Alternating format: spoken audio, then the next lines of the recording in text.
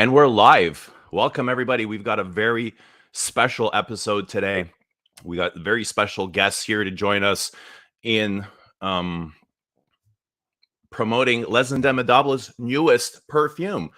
And this is Patchouli Noisette. We have my very good friend, Mitch here, who is a very great co-host to join us. I'm going to bring in Mitch, which is always with us. And we have the brand founders of Les Indémodables. We have Valêrie and Remi Pulverail here to tell us about Patchouli Noisette. And we have the perfumer behind the perfume, Antoine Lie, to join us as well. It's always good to see you as well. How's everybody doing? Thank you. Very well. Hello. Thank you. Good to see you. Valêrie, good to see you. How are you doing? Well, very well. Thanks. You guys are in the north of France right now on vacation? No, in the south of France. South of France? You guys enjoying yourselves out? Yes. The sun, the beach, so it's a nice week away. Okay. Antoine is in, you're in Paris. Paris. How is my it out office. in Paris? I'm working. Yeah. Some have to work. I want to. Okay, so let's get into this. Patchouli Noisette, the newest release. Does somebody want to tell us about what inspired this for you guys? Valêrie, maybe? Valêrie, maybe? Yes. So maybe we can introduce shortly the brand. Yeah, oh, I don't good know if idea. yes, it's okay. So I decided to create Les Indémodables in 2016. And as you know, I have a boutique, a perfume shop in Annecy.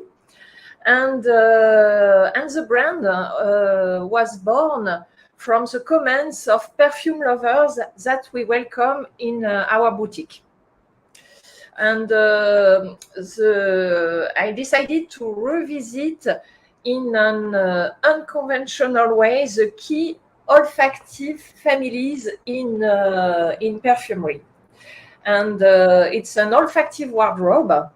And this is the only brand, we believe, with its own integrated lab and with a transparent charter of excellence, because we notice on each perfume, on the booklet, the percent of the precious ingredients. So for Patchouli Noisette, it's a new olfactive family in the wardrobe, based on the mythic ingredient that is patchouli. And the olfactive challenge with Antoine was to stay away from chypre and to overdose the patchouli, rather brutal, and that is a very complex ingredient. It takes a lot of trials and a lot of months to create Patchouli Noisette. The difficulty was to balance patchouli with a totally innovative ingredient, the hazelnut ultrasound extract. So your brand, Les Indémodables, the theme of the brand is to highlight natural materials. So you've done so many already. You've done rose, you've done iris, you've done queer, you've done like the leather. How do you guys decide like what to do next? And what was it about patchouli that excited you to express it into a perfume? It was to do something different and to work patchouli with another dosage and to mix it with hazelnut as an ingredient very original because it's the first time in perfumery to have a natural extract Of hazelnut. of hazelnut. Yeah, as you know, Eugene, we did all the research at the lab. It took more than 18 months, and we did select the most qualitative grade of hazelnut in the world, which is coming from Piedmont in Italy. And then we applied our ultrasound extraction technology to create the hazelnut extract. And in the composition, it's a good balance with patchouli because it's quite soft, it's quite sweet, and it was important, as Valêrie said, when you have more than 35% of patchouli in the formula, you see it's a huge dosage to really balance with something which is more, yes, that will make the right balance with patchouli. And yes, it was the occasion to really showcase a unique innovation in terms of natural ingredients. Okay, so could I just ask a question? If since hazelnut has never been done before, what was the yeah, you're what right. was the what made you think that you could do the hazelnut? Was it like, did you know it was possible? No.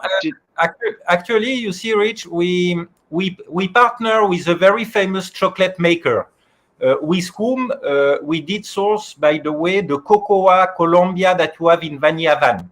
You see, and one day I went to his little lab, and he was preparing the praline.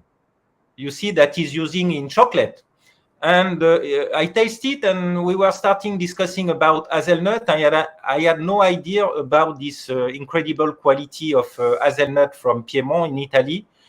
And I asked him if we could do some trial, because in my mind, it has never been used before in perfumery, and that's the way it started. Okay.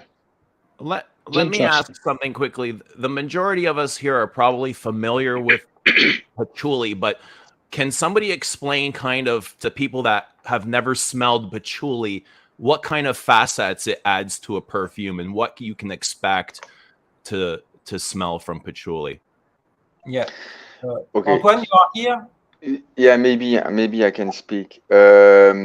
So patchouli, even though you know, a lot of people are saying, "Oh, it's a woody note." Actually, it's not. It's a leaf, like a leaf, a dry leaf that is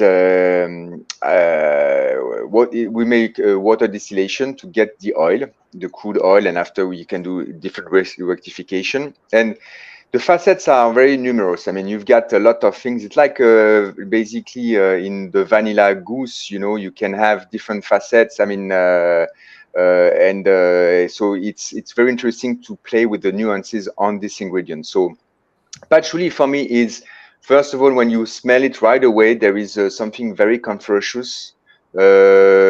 slightly dusty. You can have like tobacco facets. You can have spicy facets. You can have cocoa facets. You can have leather facets. You can have animalic facets. I mean, you've got a lot of different things. But basically, the patchouli was used mainly in the beginning of the last century, mainly into the chypre accord. So it's a combination of you know, the patchouli with the oak moss, basically, and some tonka beans or some amber, sorry, and some floral notes. So that's what the usage was, kind of big and growing year after year. And but it's also something that is it's very, what is interesting is that you can really use in kind of pretty high amounts in either a feminine structure or a masculine structure. So you can find a masculine note that have a lot of patchouli, and some feminine notes that have a lot of patchouli as well. So it's a kind of, I would say, unisex ingredients, even though when you smell it like this, it's pretty harsh, and pretty harsh. It's not as, you know, smooth and, you know, pleasant like a floral note, and it drags it more into something that is more masculine. but you know, it's you can play with these ingredients so you know, like it's like a very universal to me. You can really play with a lot of different notes, and you see, for example, the association with the hazelnut extract that was basically a new product that we developed, Remi, I, and his research and development department. It was something completely new, and the association was very unique because basically these ingredients didn't exist before. But just because of the combination, then suddenly a new accord and a new structure was just created. So that's why it's very surprising. It's like with patchouli, you can really work it in different contexts, because it has so many facets that you can play with them different ways to really highlight or enhance some accords or some facet of the fragrance you're developing. So, how do you get a certain facet of the patchouli to shine? Say if you want to make the patchouli more leathery, how do you do that? Is it the way that you extract the patchouli? Is it what you blend it with? Is it like, how do you do that? Well, you can, of course, you can find some different species, or at least some different production lot that would give you more like an animalic or cocoa or a leathery structure, and some of them are, which are usually the one that are pretty cheap. They give you just because the distillation was too quick or too fast, I guess, and you just get the very earthy, dusty, conferentious part, but you don't get the body. And so it's so basically when to take your example, when you take the leather, you want to highlight a kind of more leathery facet of the patchouli. Of course, you will try to play with the formula to reduce everything that can be conferentious or some other facet, like the tobacco, for example. You can, sometimes hide it, or work technically to make it less predominant and highlight more the leathery part, using some leathery notes, actually. So you can play with a birch tar, or with castoreum, or with some isobutylquinoline, for example. I mean, you've got different notes that you can play with to really enhance the leather part of the patchouli. And you can do that with, but you have sometimes you've got patchouli that are you smell them and they are very animalic, and it's obvious that you can use it mainly for something that would, that you would present as, for example, a leathery or an animalic structure. Yeah. Just to make one point on the supply chain of patchouli, and to explain a bit what quality of patchouli we did source. All the industry today is using the patchouli from Indonesia, and the big players, they are blending all the grades from all the regions and making a very poor patchouli oil, because the patchouli today is distilled by thousands of small farmers who have a very poor equipment, unfortunately, and resulting in a quite poor essential oil. So the patchouli we have for this perfume is both a specific Grand Cru quality from Sri Lanka, which is a very specific terroir, and from Aceh in the north of Sumatra. And in this place, we did a kind of partnership with an NGO who is financing a stainless steel distillery, making sure that the people are doing the appropriate distillation. And it's also a very specific terroir, so with a special facet for the patchouli. And it's not only a blend like all the industry is using, because we like in our palette of ingredients to really source from the specific regions, specific farmers, to really have this traceability, but also for people, for Antoine, the perfumer, to be able to choose. Because as he said, the patchouli, you can have many facets depending on the terroir, on the country you are sourcing from. And this is something we are very cautious about for the sourcing of our ingredients. So the patchouli, that sample that came with this, I have it on my hand and it's a very smooth. Yeah. There's no scratchiness. Yes. There's none of that kind of that dustiness. Now, how do you decide, Antoine and Remi and Valêrie, where you want to use a specific grade of patchouli? Does that is that part of the idea of the perfume? Do you include budget costs? Like, how do you decide which type of patchouli you like to work with? First, my role, as I'm in charge of sourcing the ingredients, the natural ingredients, my role is to bring on the palette the diversity of the terroir for each ingredient. And then it's up to Antoine to choose, depending on the creation he wants to do, which grade of patchouli or another ingredient or jasmine or rose or whatever, which ingredient he will use. But my role is really to bring this diversity on the palette and to have a very specific and precise sourcing, as we said, not only from a country, but from a region, for a specific community. And this quality of patchouli is very good because it has really been distilled in a modern equipment and with a control process, and it has also the specificity of the terroir from North Sumatra, because Indonesia is so big and it's not a blend of different patchouli qualities. But then it's up to Antoine to choose which ingredient he wants to use depending on the bias of the creation. Okay, so let's talk about the smell now. Let's talk about what patchouli noisette smells like. Rich, do you want to lead us into that? What do you get when you smell or wear patchouli noisette? So the first time I did a first impressions on my channel, the first time I smelled it, Valêrie very kindly sent me a travel atomizer. So thank you very much for that. I appreciate it. And the first time I smelled it, the patchouli note to me smelled extremely clean. It smelled almost astringent, almost like a pine oil. There was like that piney kind of aspect to it. It was very sheer. It was very, it wasn't syrupy, it wasn't thick. And then as the perfume sort of dried down, it expanded outwards, became sort of thicker and deeper and richer and darker.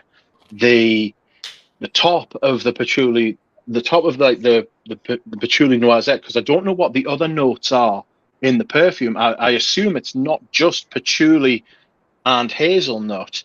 I thought I smelled something a little bit orangey, something a little bit rosy at the top, and then as it sort of dried down, I got the patchouli sort of became much more expansive, and the hazelnut sort of rounded it out and kept it sort of. It was sort of like the glue between the bricks of, like the concrete between the bricks of the perfume. It kept it together. I do realize I'm talking to professionals here, so that could just be complete rubbish. No comments is a bad comments to me in perfumery. If you're smelling something, and for example, I'm not smelling it, well, it doesn't mean you're not smelling it right. Maybe because your perception is different, but your analysis is very interesting and actually. When you smell the patchouli noisette, what I didn't want is, like, for example, you smell the noisette and you smell the patchouli. So basically, I really wanted to have like a very, we with Valêrie wanted to have like a synergy with the hazelnut and the patchouli combined would reveal something that would not say, you cannot pick like the patchouli or the noisette. So this was a bit the goal. And to me, even though you've got almost 40% of patchouli, which will in some of the structure would just explode your nose and you say, wow, it's just patchouli, Here, it's like, to me, when I smell it, I said, oh, okay, I see some facets of the patchouli, but it's not like the typical patchouli, smell that I'm getting in such an amount. So this and thanks to the hazelnut, actually, the hazelnut on its own also, when you smell it, it's beautiful. I mean, it's like really. I mean, it's. I mean, but did you get a sample or not yet of the hazelnut? Yeah, No? it does Yeah, smell you get beautiful. I feel like I Yeah, want I've to got eat both. it. Yeah. Yeah, so you see, this is marvelous. I mean, this is outstanding. I mean, you cannot find anything like this, even if you try to make it like a, like a base with synthetic notes. Usually when you want to use like a hazelnut, you use some pyrazines, but they are not stable and just very, very difficult to dose, or some stuff called filbertone or things like that. But it doesn't give you the richness and the texture of the ingredient, which is basically, when we discovered that with Remi and Valêrie, is like really I mean, it's like it's mouth-watering. I mean, it's like it's so close to what you are used to get when you eat a praline, actually. And the good thing also is that it smells like praline, but it's not as gourmand or heavy or sugary like some typical base used in perfumery are so sugary. So it's like it keeps its naturality and its complexity also. And that's why I think that the mixture and the right dosage between this amount of patchouli with the hazelnut, which is it's also an overdose. Basically, there is almost 8%, which is huge, because it's it's just to explain you the strength of this combination. Is like you use like overdose of products that are really, really powerful, and you combine them, and then it's like a great synergy, because you can just, their facets are playing together to reveal some of the facets. If I don't know if I'm clear enough, just the way I'm getting it when I'm smelling it, and I was working on it, with Valêrie. So it's just to me, this is why it's such very it was very how can I say that, it was very like a surprise, a really nice surprise to get such a different accord with those two ingredients, mainly because you've got some other stuff, of course you've got touches of some barrels, some like even cocoa, you've got some cyst or things like that. You mentioned the rose, you've got some rose notes, but it's just here to make the some little touches here and there to fill out maybe some spots that would be technically not right at the right moment, basically. Yeah. So you mentioned sugary either. I don't find this sugary at all. There is a little bit of sweetness. It almost tastes like, it feels like I'm having like a croissant, maybe with some hazelnut spread on it, right? And that shows up in the dry down. And as much as you've overdosed patchouli in this, I don't, like, my mind doesn't really go into the patchouli. Like, I think of so many other things. I know the patchouli is there and I feel it, but I don't think about patchouli. My mind is going to all the other facets. There's some soapy qualities, some shampoo-y qualities. It swirls in the air all around me. It's creamy. I get the rosy facet in the top. I get something fruity. Maybe something feels like a coconut here, nuttiness from coconut. But I get... there is a touch of lactones, you're right. And there is also a touch of, like a red fruit kind of note. So that's maybe why it's giving you this impression of fruitiness. But this is exactly how you describe it. I mean, to me, it's like, you don't get the typical, patchouli signature or the hazelnut, like even if it's... like the one we are using, when you smell it as is, you just, wow, it smells like praline, but in a good way, not in a cheap and sweet way, And sorry, and what does praline mean? What is praline? Praline. I'm sorry, praline means, I don't know in praline. English. Praline. Sorry. Right. Okay. No, but you mentioned, I said sugary. But it's not sugary. Maybe I did not explain it right. to me, it's the opposite of what you can find in the typical perfumery. You know, it's like where everything is sugary. Here, it's like mouth-watering. I mean, it's like addictive, but without being sweet. So it's like, to me, it can be a kind of, and you've got 8% of this note. And so this is typically like an addictive / gourmand fragrance, because we are really using noisette, but it's made in the most natural, and high quality way, I would say, you know, not in a cheap way, like not with an overdose of ethyl maltol, which everybody's using that like Adion now, because you know, it's like the new rule, the new religion is you know, ethyl maltol everywhere. So here it's like to show, yeah, it's like, but now with this structure you can basically use have a kind of addictive gourmand structure without being literally like sugary or sweet, but it's very addictive, you know. So it's that's why it's the beauty of this fragrance, basically. Yeah, and it's very deep. I find a lot of depth inside of this fragrance. Underneath that smoothness, I do find some smoky notes underneath.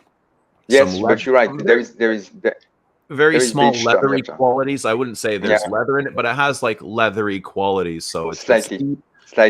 Yeah, you're absolutely right. It's got some darkness to it. It's got some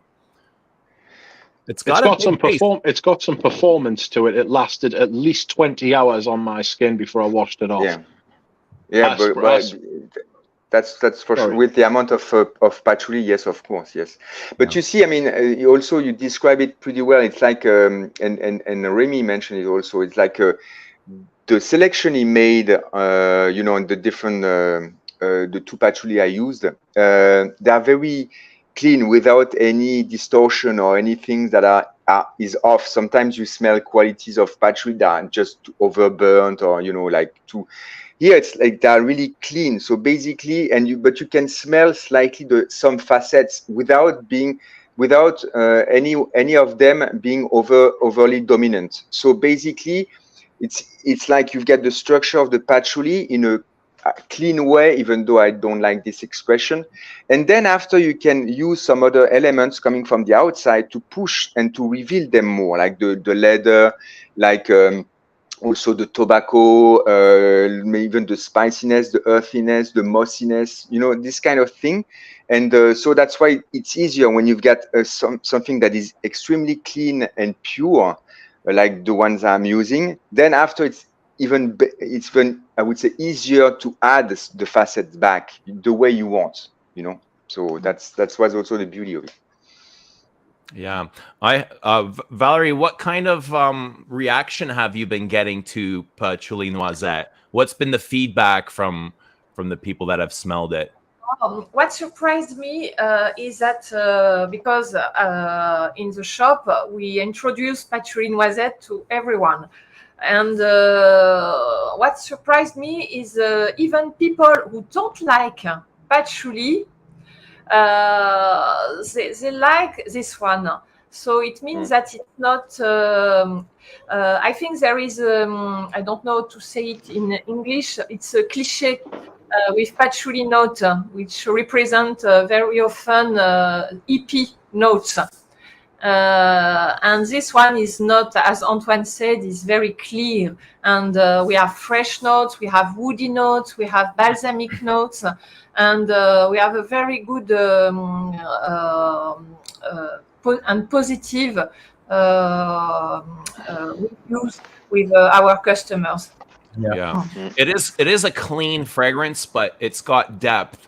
And I had it on yesterday, and a friend passed by, and he's like, "What are you wearing? I really like that." And I had the sample with me, and he took a picture. And that, to me, he didn't say like, "You smell amazing," but just him taking a picture of my sample is a compliment to me. Yeah, Rich, what kind of feedback have you been getting on Patchouli Noisette? I think people really appreciate it. Even people who don't like patchouli seem to really appreciate what this patchouli does and what it can do. You can tell the difference in quality. It's very strong. I have worn it on my hand. I haven't worn it as a full perfume, like a full wearing yet. because it's been really hot here for the last few days, and I think it might be a little bit too much for that. I've been wearing colognes like Eau Sauvage and Dior Dune and Escal and Haiti, actually.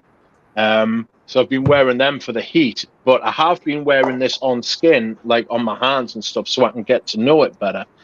And people seem to really enjoy it. People seem to really appreciate it, you know, because modern perfumery now is it's very different from Les Indémodables and Les Abstraits and Eris perfumes. It's very different from those types of perfumes, and you can tell the difference between what you smell in a department store now and something like Patchouli Noisette, because you can smell quality even if you aren't trained to smell it. You can smell, because everything now, somebody in the chat, Pradi, mentioned amber woods. Everything now's either got ethyl maltol in, or it's got amber woods in, or it's got that Francis Curdejean DNA that he has, and that's what everything smells like now. And this is so far removed from that. There was a question I wanted to ask Remi, Valêrie, and Antoine. Do you observe the wider perfume market, the things that sell, and the things that are popular now, and the things that are unpopular now? Do you observe them and think, I want to stay as far away from them as possible? Or do you look at that and do you think, I can do that but better? Or does it have any influence on your sort of decision making as like brands and professionals? For sure. The best compliment we had on Patchouli Noisette, by the way, is that it was smelling like nothing else on the market. And you see, well, probably Antoine is smelling more what's going on with the new launches on the market. We smell a little bit with Valêrie, well, because she has a boutique, and yes, we keep a bit up to date. But you see, really the idea of the brand, I think, and of our ingredients is to do the perfumery we like. You see, we have a very long background in perfumery, and this is more, yes, we focus on ingredients, we focus on, and really, to say it a bit, we really don't care about the trend. And you see, we never released some oud when the oud was very popular, because we don't want to fall into this commercial.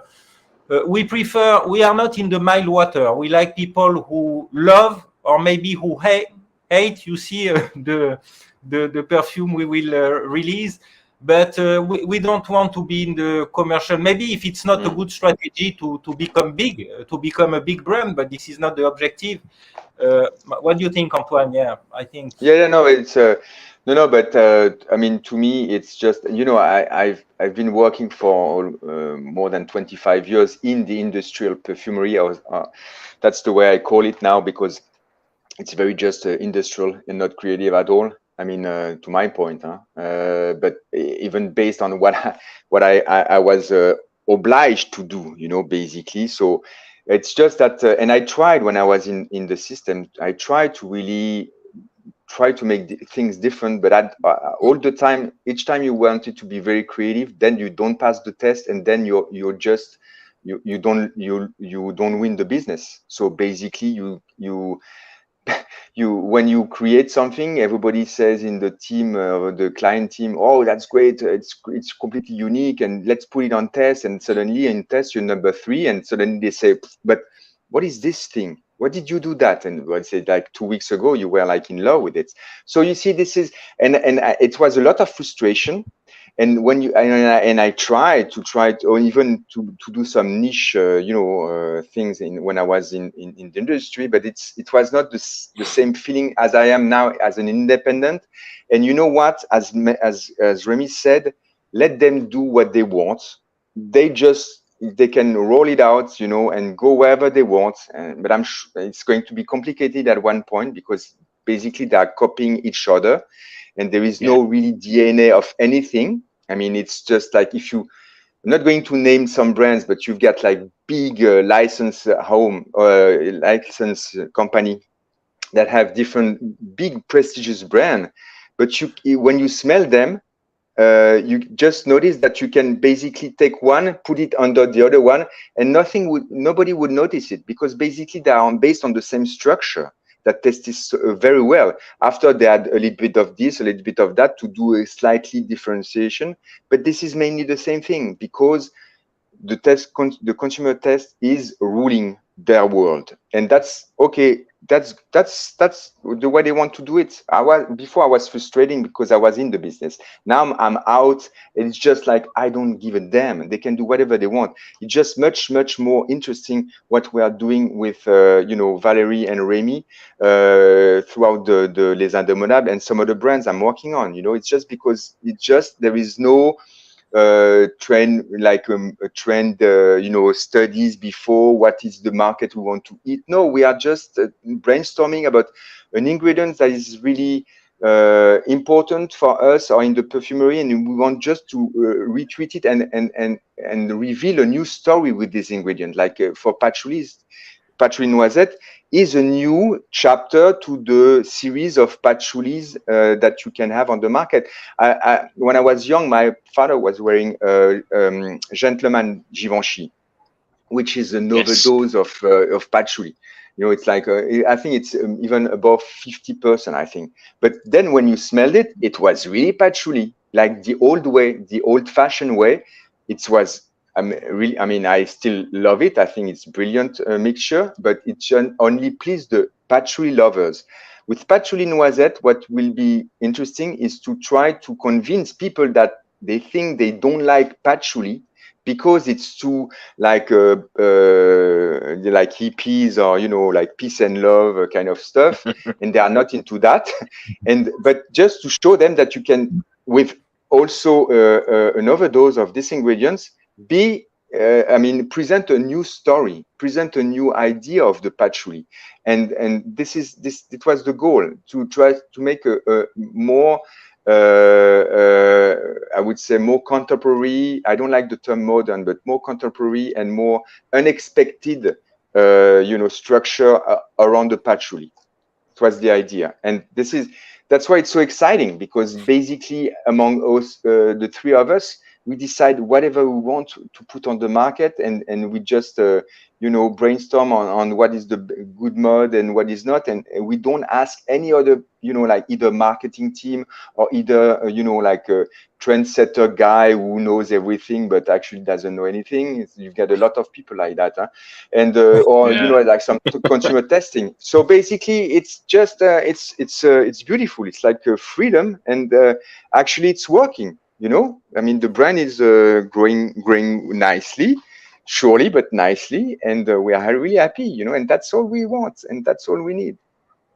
Yeah, just echoing off of Rich's last question, Antoine, do you go into the shops to smell the latest hits and like just for your own interests? Yeah, and do you find anything that you really like, or anything you don't like, or? No, when I'm going to the airport and going to the duty free before the call, and just spray some on, just to make sure that I did not make any mistake, like moving independent. And they are still not getting it. They are still in the like numbers. And so you're happy with your choice of going independent, no regrets of leaving. I said it. It's the best thing that happened in my life. And the people who fired me at Takasago, before I was really angry against them. Now, if I see the guy who fired me, I just kiss him like a French kiss, telling thank you, man. And on top of that, they give me money to leave. Could I ask a question of you as well? And this is you don't have to answer because it's a little bit tricky territory, but did you see in the news a couple of months ago about the large flavoring houses and the large fragrance houses being raided by the regulators from the UK, the United States, and the EU about how they had been classed as like a cartel, or they had been about price fixing and material fixing. Did you have any thoughts on that, and did it surprise you that would happen? Like I say, you don't have to answer because it could be like a legal sort of issue or anything like that. No, it's not a big surprise, you know, Rich, because when you know that 4 companies or 5 companies control maybe 75% of the world market, it's like in the drug business. Find the big companies making the drugs, and in all the markets where you have a few companies controlling everything, might it be the brands, by the way, or the fragrance houses? At some point, it's not very surprising to have this kind of information. So now we don't know what will result in all these findings from the local authorities in several countries. But no, it's not a big surprise. I wasn't surprised either, to be honest. I think, if you want my opinion, if you go back 30, 40 years, you used to have a lot of independent factories that made perfumes for different houses, and there's a lack of plurality in and there's a lack of plurality in the fragrance industry at the minute, and it has become over consolidated. Exactly. And like you said, sorry. Yes. Today you see, Rich, all these companies, all of them controlling the market, are stock listed, which is a big difference, because these houses, these brands, are governed by finance people, and that's it. So this is the return on investment, this is the baseline, this is the savings, the purchasing savings. So this is the vocabulary they have, and it's no longer a vocabulary about perfume creation or whatever. Absolutely.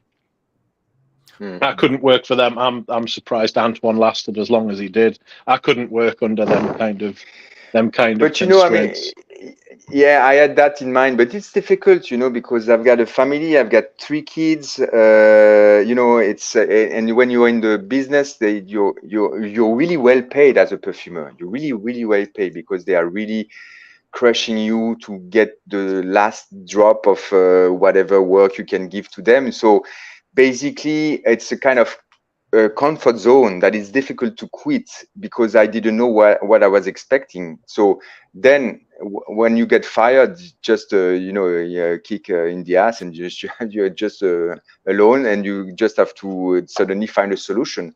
So that's why after I met some other partners, and basically I was lucky again, you know, because I've been lucky to become a perfumer, and I've been lucky to meet the, you know, Remi and some of the partners I'm working with, and also Grace, the agent I'm working with. She's doing a terrific job for me, and so I'm lucky.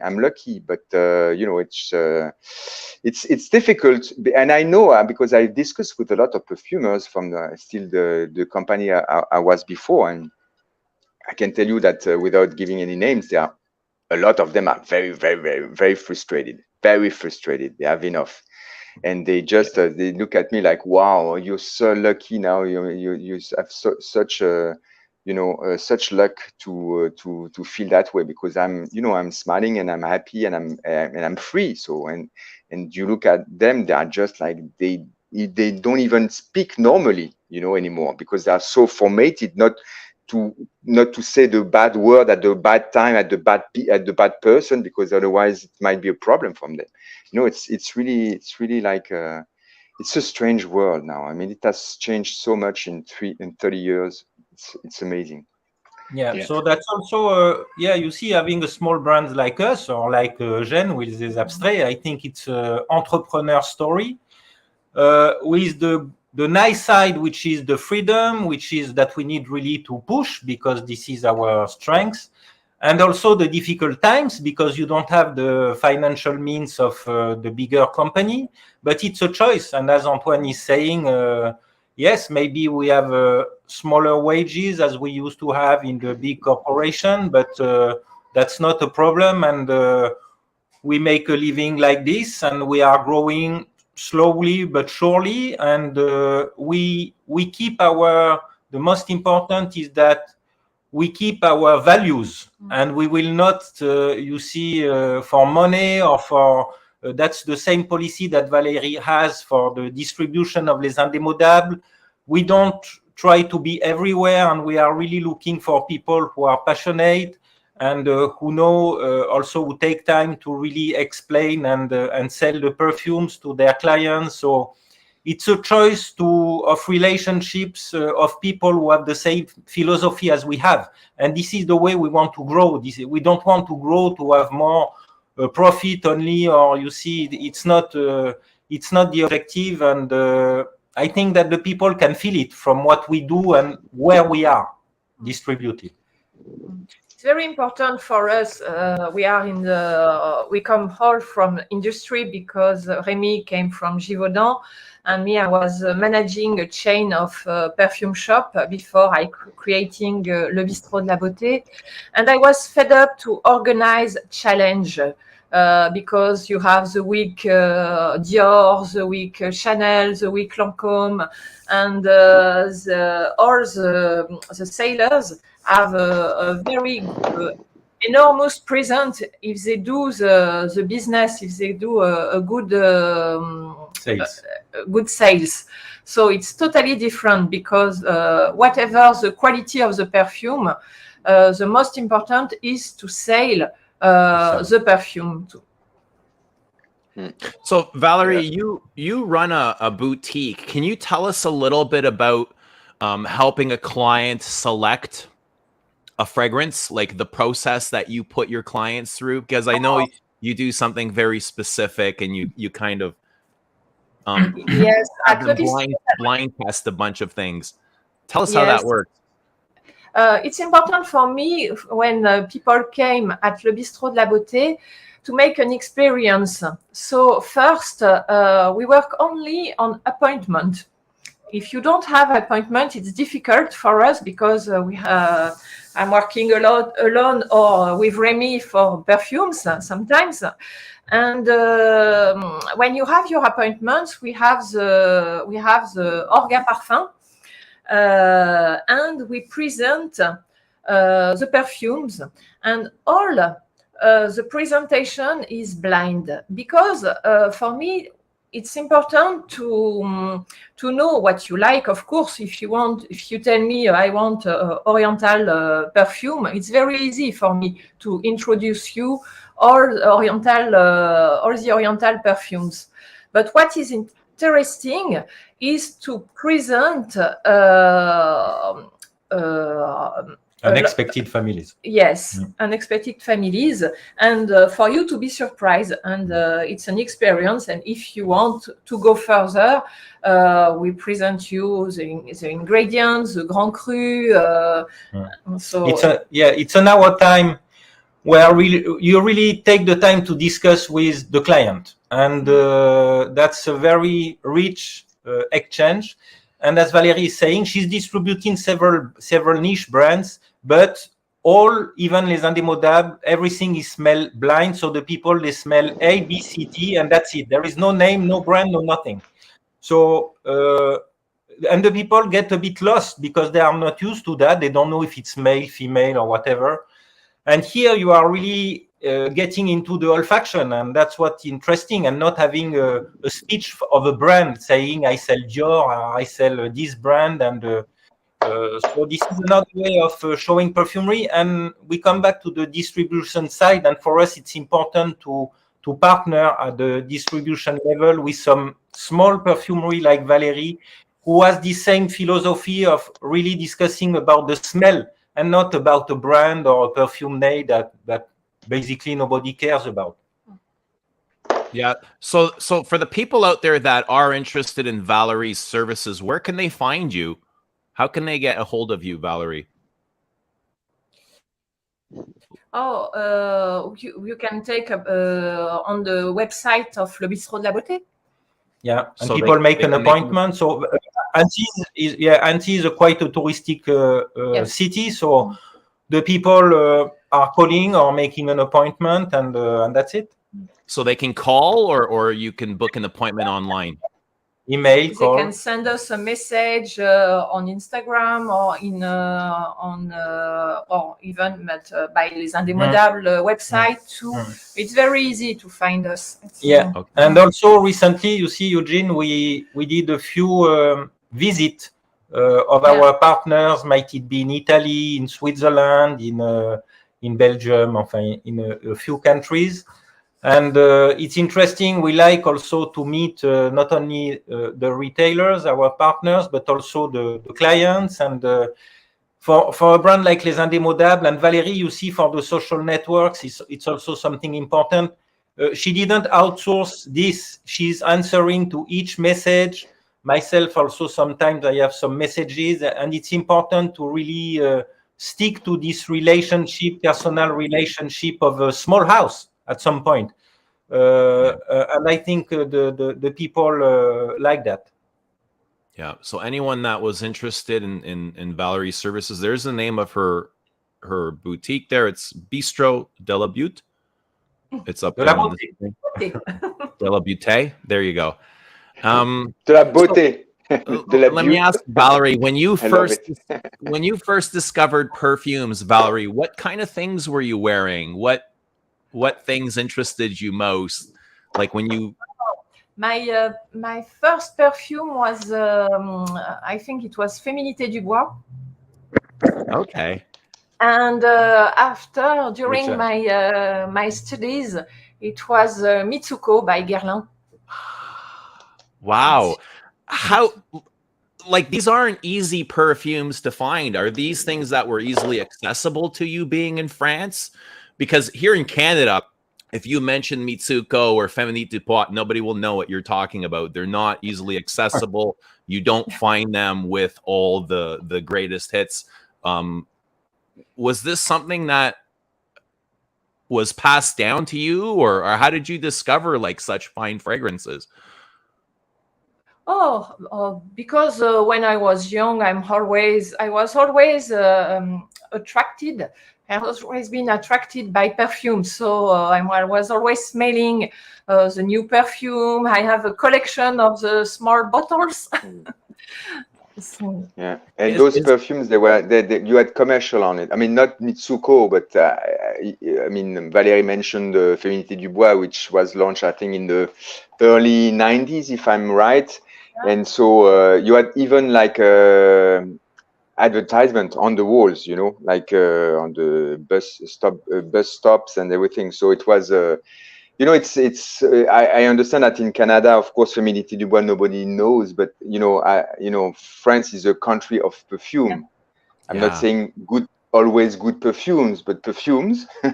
So, and especially in the 80s and in the 90s, you had like really good perfumes. So it was easy to get those kind of things, you know, without like searching like now, for example, to go to a special, you know, a small perfumery store where they are carrying some brands that are, you know, unusual. No, at the time you had like very different fragrances available.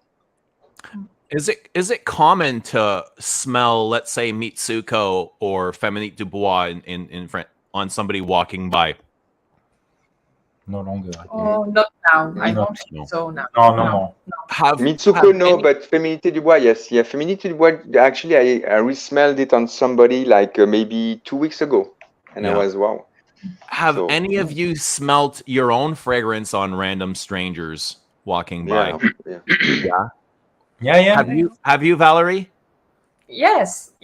Sometimes, because in Nancy we have a lot of clients. We have a lot of clients, so sometimes we smell when we enter in a restaurant, and it smells like vanilla van. And it's a clients of That's great. Is that your most popular perfume, Vanilla Van? Alors, Vanilla Van is the most popular on the website. But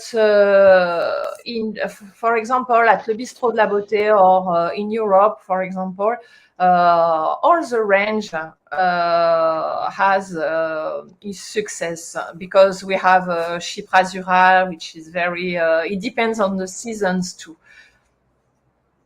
We have fans of Roger Emerald. We have no, we don't have one.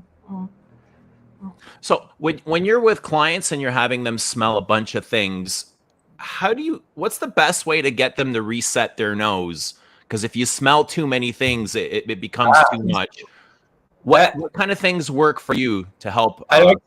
It's interesting because most of the time the people are a bit afraid of this way of doing, because they say, no, but it's impossible to smell 20 or something perfumes in an hour time.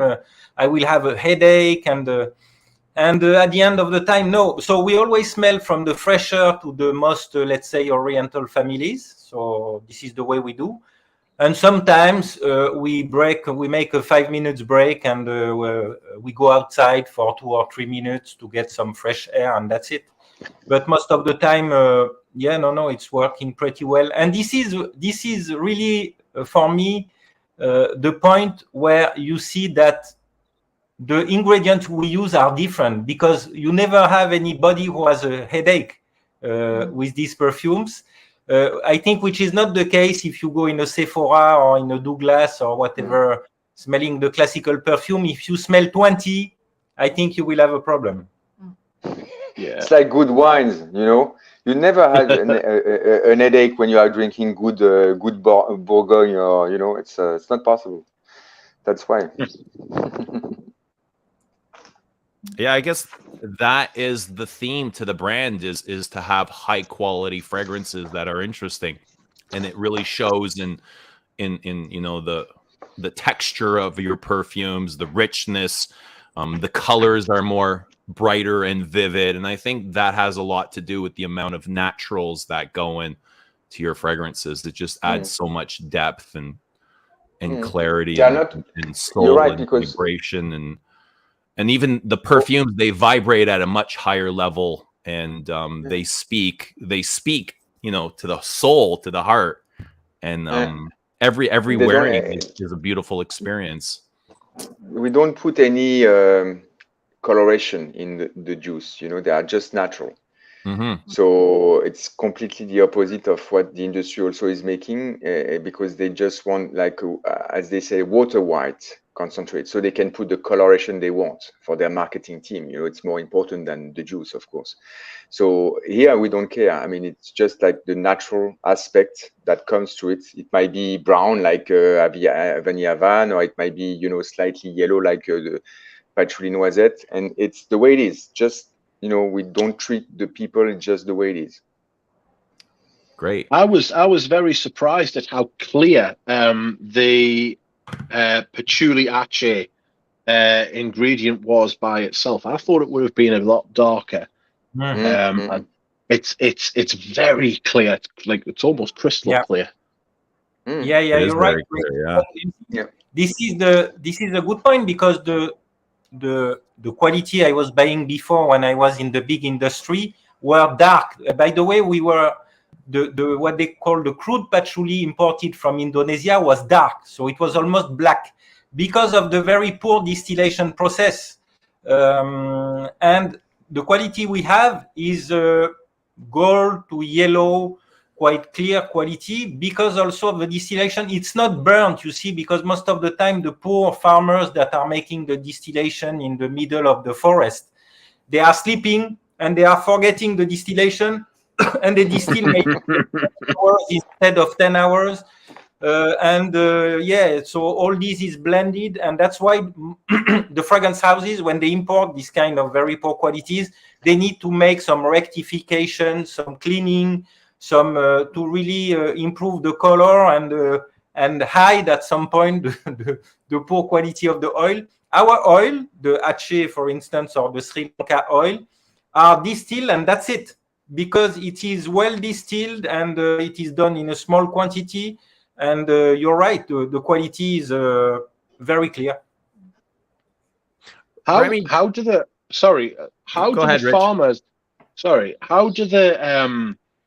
the farmers guarantee the quality of the consistency of the oil? Do they grow just one genus? Yeah, they don't guarantee anything, Rich. You see, it's a very, very poor people living in the forest in all the Indonesian country, which is huge, by the way. I've been visiting these places many, many times during almost 15 years. And no, they don't guarantee anything. So basically the traders, because you see these small quantities produced by these tens of thousands of farmers are blended into small villages. They sell it to a first trader who sell it to the bigger village, who sell it to the exporter. And at the end of the day, the exporter is blending everything, and they come to a kind of medium, I would say, standard, poor quality. And that's what they export to all the big fragrance houses. So you see, because they don't even have equipment to make a proper distillation. So I can tell you that they don't have any quality control or whatever. Do the big fragrance houses ever come to you, Remi, looking for some new materials or something that isn't available to the mainstream market? Yes. A few of them now are contacting us to do some exclusive and tailor-made ingredients. So we do it sometimes for some of them, but it's always on an exclusive basis. You see, we don't have a catalog. We don't sell our ingredients, by the way. So sometimes they come and they tell us, yes, we have this specific ingredient. Could you do for us a kind of extraction or specific sourcing or whatever? So yes, we have this kind of service, but the palette of ingredients of l'Atelier Français des Matières is unique, and we don't resell the ingredients, never. Okay. Great. Do you have many people reaching out, like independent people interested in creating either a brand or one fragrance or anything like that? Yeah, of course, especially for now with Antoine, we are working for a quite big project with one of the most famous high jewelry brands in the world. Yes, sometimes it's a 5-star hotel or this kind to do a scent for the hotel or for a brand or for, yes, we have quite a few projects with different kind of companies, or now we are also working with an artist who is interested in what we are doing, maybe do a kind of partnership, a guy who is exhibiting in a very famous museum in the world and working on sound. And so yes, that's interesting, because as Antoine is saying, when you are independent, you get in touch with many different kind of companies, people, but yes, that's the diversity which is interesting, but keeping always and sticking to our philosophy of not going mass, not going into very big volumes. So this is something we refuse. So sometimes we refuse the project, and yes, we work with people who find an interest in our way of doing perfume, and that's it. We are even working with a big Canadian star. Yes, you're right. You're right. He's a rising star. He's here today. A rising star, absolutely. I won't say who it is because I'm not sure he wants it out, but he's here, and hello to him. So Antoine, I can't recall if you've done an oud. Do you ever have like this desire to put your spin on an oud fragrance?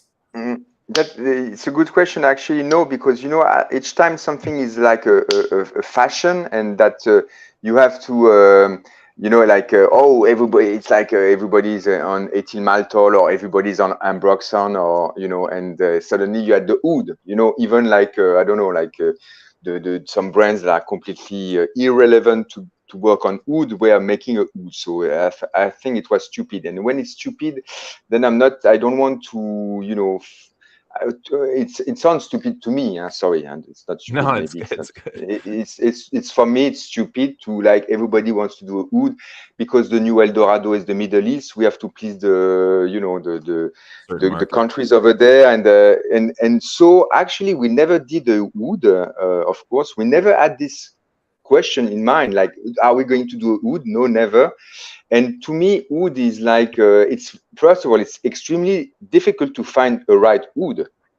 And it's extremely expensive. So when you are working, 80% of the perfumes, or even 90% of the perfumes on the market claiming they have oud, they don't have a trace of oud. They have a base. That's it. I can replicate the smell of oud like adding some stuff that are way cheaper than oud. But to use the real just by oud, using synthetic materials. yes, synthetic or naturals, you can mix and you can do really like things that are pretty close to oud. I mean, of course, I'm not a specialist, so people who say, oh, no, but you can get, I mean, a lot of things on the market claiming they are oud or oud oriented don't have an inch, like a 0 gram of oud. I can tell you that. Yeah. That's, okay. yeah. And that'll And make because some people happy, and it's it'll very disappoint expensive. others. Yeah. It's extremely expensive. Nobody can really afford that unless we would do it, for example, with Les Indémodables, but we probably won't, where actually the budget is not an issue. I use the materials like this without looking at the thing I was, looking at when I was in the system, in the industrial. You just look at the bottom line. Here, I never look at the bottom line. I don't care, because the price is not an issue. So, but with oud, you cannot do that.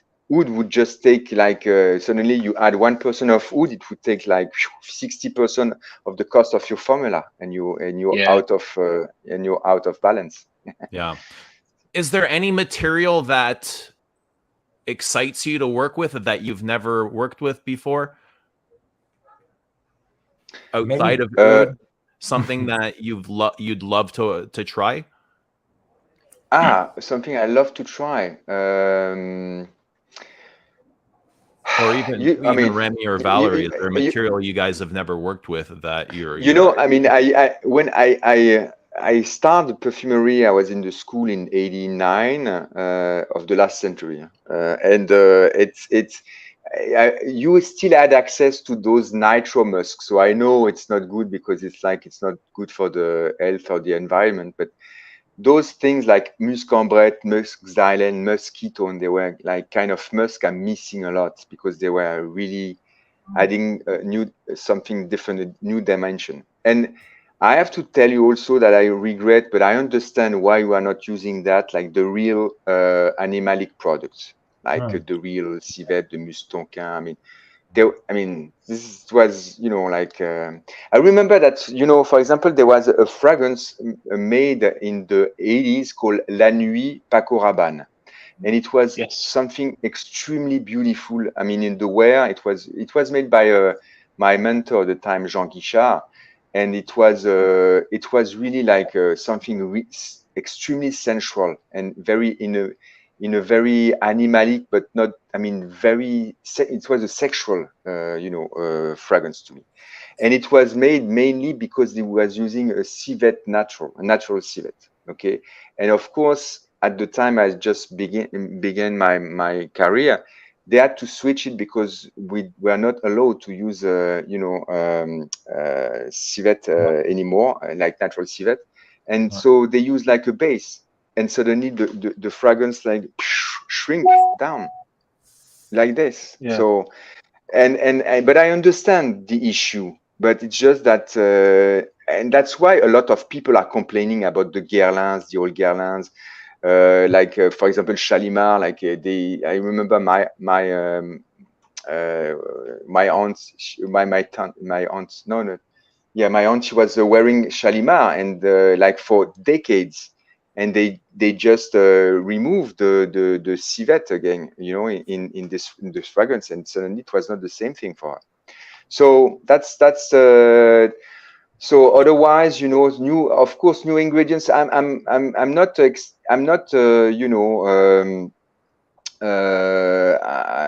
in search of using some ingredients I've never used before, because I know that with l'Atelier Français des Matières, we are going to develop new ones. So that's what is exciting. We are going to develop new ones and ones that are never been used, and so we will be the first one to use that. So it's you know, it's already a privilege.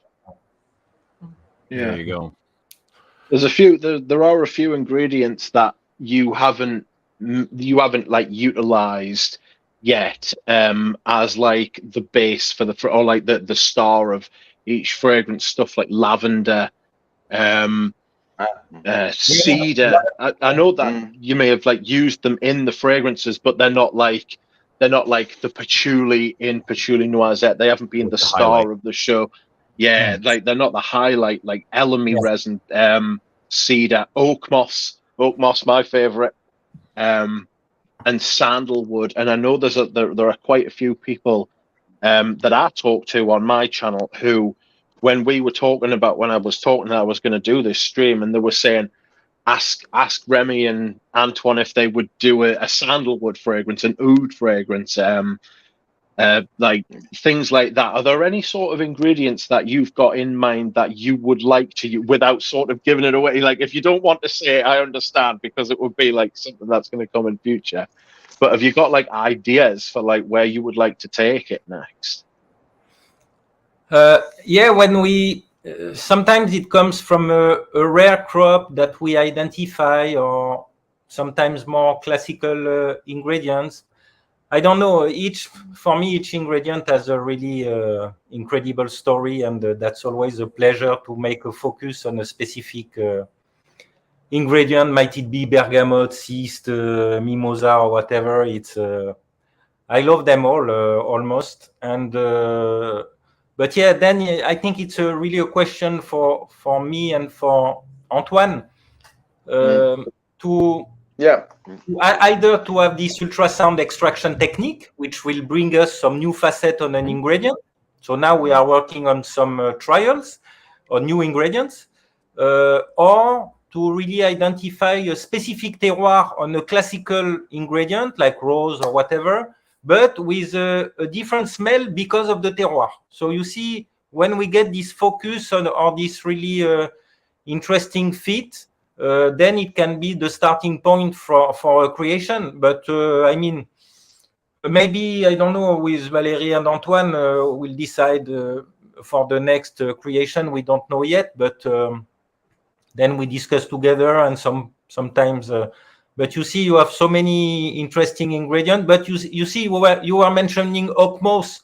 Oak moss is a incredible ingredient, but the problem is now, we need to use qualities and remove some of the molecules inside the oak moss, atranol and chlorotranol.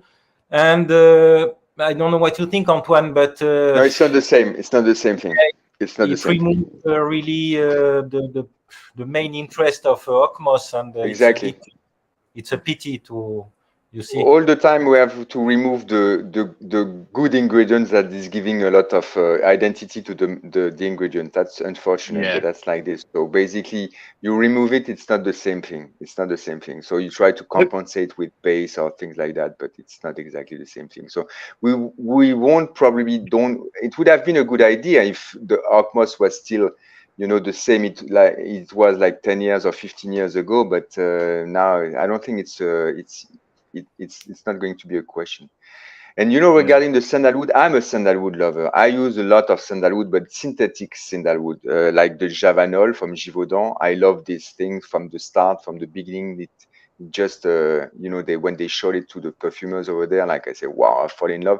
And I've got Javanol in a lot of my formulas, and a lot of the time in overdose. So you see, the problem with it would be like the sandalwood on its own, like the Santal album from India, is actually, first of all, pretty difficult to get, but Remi can add on that. And also the problem is that I would have to use a lot of synthetic to really highlight it, because it's kind of it's creamy, but it's really not. It's not as powerful as a patchouli, for example, or as like Ambre Gris in the Ambre Suprême. So you see, it would be it would be a big challenge to really add quite a big amount and make it diffuse. But why not? But the problem is that also, but that's we'd never discuss about that with Remi or Valêrie. But to me, you've got now something that is called Le Labo Santal 33. Yes. That is like something that you can smell everywhere. I mean, in Paris, in New York, everything. And to me, it would be like we would follow the trend. And yes, this to me, no. We have to find our own way. You know, it's not. We don't want. It's not because everybody would say, "Oh, you see, now they are starting to try to copy or to follow the trends." And just for that, no, we're not doing that. Understand. So there's been a couple of questions, and I'll address this to Valêrie. People are asking where and when they can find patchouli noisette in the US. Valêrie, where can people go to find patchouli noisette, and where can they get samples?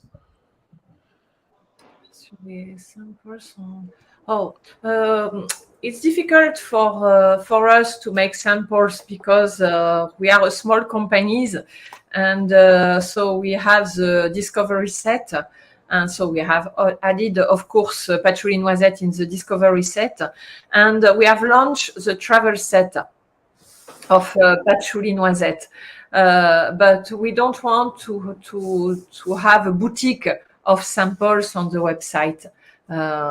Because we are not. Yeah, but the patchouli noisette will be available soon in the US. Yeah, in the USA. Where can people find it?